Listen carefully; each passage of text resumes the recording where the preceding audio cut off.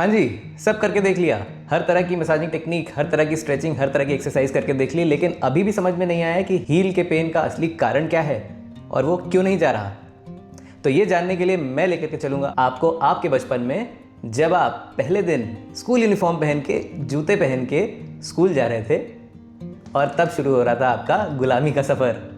जी हाँ, क्या आप जानते हैं कि ये जो हम जूते पहनते हैं रोज़, वो हमारे टोज़ को किस तरह से ख़राब कर रहे हैं। हमारे टोज़ का नेचुरल जो फॉर्म, जो शेप होना चाहिए वो होता है ऐसा, जिसमें हमारे सारे टोज़ वाइड स्प्रेड होते हैं और अलाइंड होते हैं। लेकिन ये नोक वाले जूते पहनते पहनते हमारे टोज़ अंदर की तरफ चले जाते हैं और उनका शेप इस तरह से डिफॉर्म हो जाता है।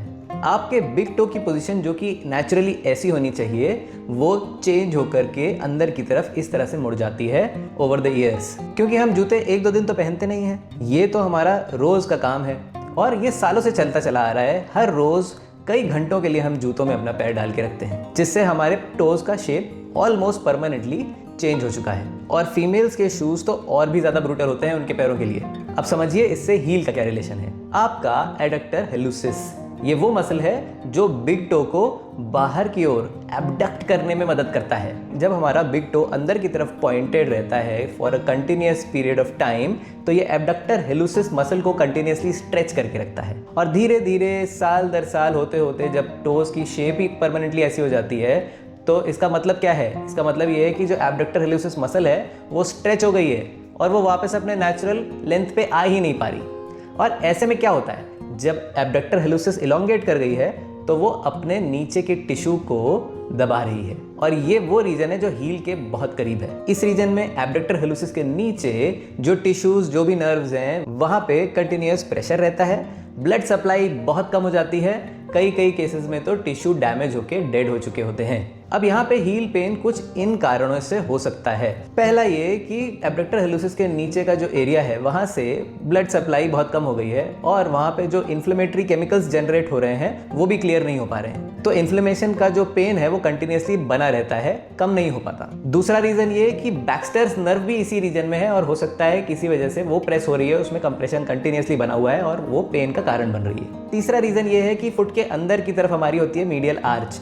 अगर इस एरिया में ब्लड सप्लाई कम हो जाएगी तो ये पूरा रीजन कमज़ोर पड़ जाएगा और मीडियल आर्च हमारी ड्रॉप कर जाएगी, जिसकी वजह से बॉडी का सारा वेट प्लांटर फैशिया के बाकी हिस्सों में पड़ेगा और वहाँ पे ज़रूरत से ज़्यादा लोड होने की वजह से माइक्रो टीयर्स या इन्फ्लेमेशन डेवलप हो सकता है, जो कि हील पेन का कारण बन जाता है। ये तो रही इश्यूज़ की बात। अब इसकी रेमेडी समझते हैं। एबडक्टर हेलुसिस के इशू को सॉल्व करने के लिए ये एक मसाजिंग टेक्निक और स्ट्रेंथनिंग एक्सरसाइज है जो आपको करनी चाहिए। मसाज के लिए आपको अपने इस एरिया को, जहाँ पे ये मसल होती है, यहाँ पे आपको इस एंगल में डीप टिश्यू मसाज करनी है। डीप टिश्यू ये 2 से 4 मिनट के लिए आपको करनी है और इसको करने के बाद आपको इस मसल की स्ट्रेंथ ट्रेनिंग करनी है, जो कि आप एक स्ट्रेचेबल बैंड की मदद से भी कर सकते हैं। और आप ये भी एक एक्सरसाइज कर सकते हैं कि अपने हाथ से अंदर की तरफ बिग टो को पुल करना है और बिग टो से ताकत लगानी है कि वो बाहर की तरफ निकले, कुछ इस तरह से।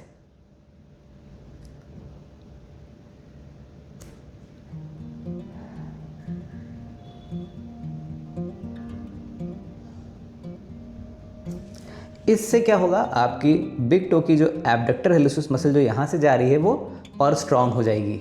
ये पूरी प्रैक्टिस आप सुबह शाम 5 से 10 मिनट 4 हफ्तों तक के लिए करेंगे तो आपके एबडक्टर हेलुसिस में दोबारा से नेचुरल फॉर्म आ जाएगा, दोबारा से स्ट्रेंथ आ जाएगी और ये प्रॉब्लम धीरे धीरे सॉल्व हो जाएगी। और ये कुछ और एडिशनल एक्सरसाइजेज हैं जो कि आपको हेल्प कर सकती हैं।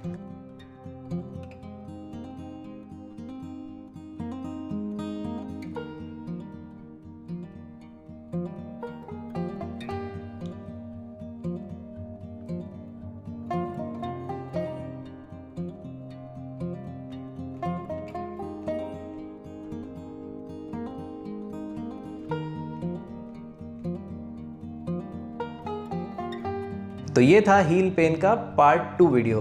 इस तरह के और भी वीडियोस मैं इस चैनल पे लाता रहता हूँ, तो हमारे चैनल को ज़रूर सब्सक्राइब करिए। अपने सवाल और सुझाव कमेंट बॉक्स में लिखना मत भूलिएगा और इस वीडियो को ज़्यादा से ज़्यादा लोगों तक शेयर करिए ताकि आप उनकी मदद कर सकें। Thank you.